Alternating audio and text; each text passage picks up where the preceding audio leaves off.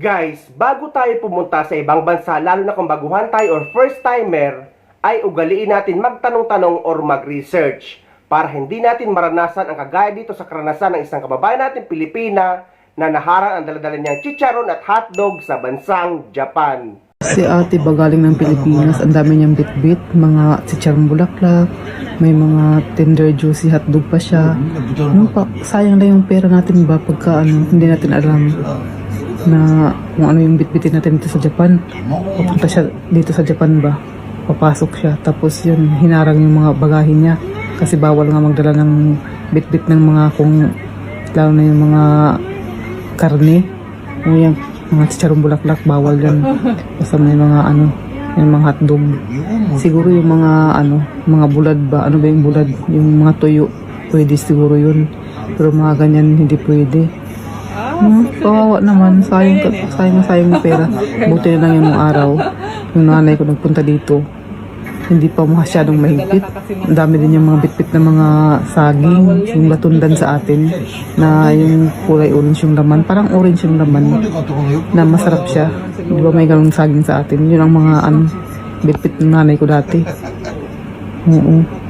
Hindi pa marunong maglihunggo. Nako, buti na lang no. Kaya ako pagka uwi ako ng Pilipinas, pagbalik ko sa Japan, hindi na ako magbitbit ng mga anik-anik. Sayang yung pera mo pagka buti kung makakalusot. Kaya ang pa naman, pero mabait si ate kasi sabi niya pa nung ay kainin niyo yan ha, sayang daw. Natawa nga si uncle. No, sunao naman siya. Ano ba yung Tagalog sa sunao? Yung ba? Basta yung sunao. Hindi nga marunong mag-Tagalog. Hindi ko alam. Kaya guys, kung hindi nyo kabisado ang bansa na pupuntahan nyo, lalo na kung isa kayong baguhan, ay dapat inaalam nyo ang mga pinagbabawal.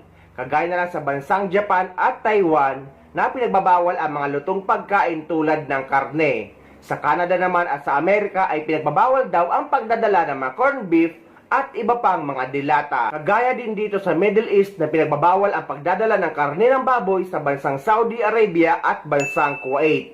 Pero allowed naman dito sa United Arab Emirates. Kaya maging paalala at babala ang naging karanasan ni kabayan para hindi na maulit sa iba pang kababayan nating OFW. May video naman dito noon na isang kababayan nating Pilipino na pumunta sa bansang Japan na may dalang chicken joy at burger galing sa Jollibee na harang sa Japan Airport.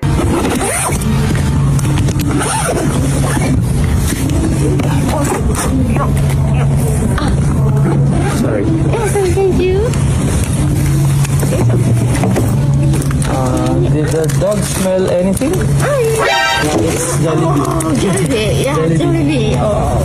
Yes, I will take Jollibee. Thank you. It's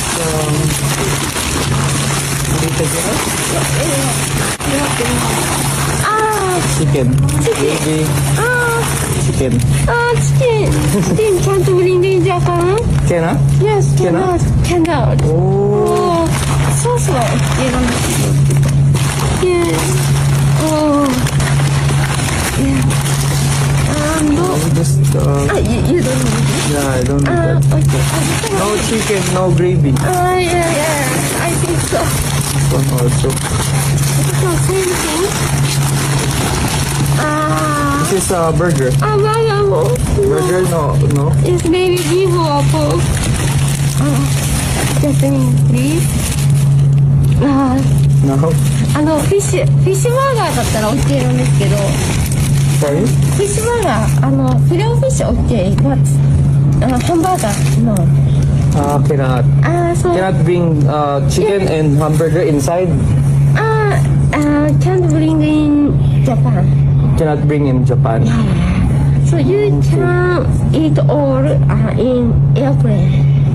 In airplane. Can eat in airplane but not inside Japan. Yes. Right. Okay, please be careful next time. Asuka, you don't need this. Yeah. May I check this side too? This is just clothes. Clothes. Okay. I'm sorry. あざみじゃなくて in your papa? No? Okay, just this anime.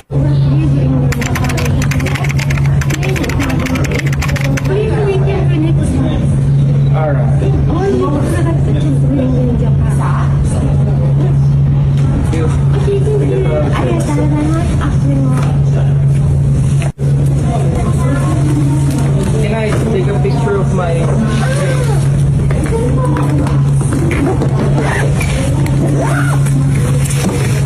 Because I was supposed to give it to someone. Ah, yes, yes. Photo.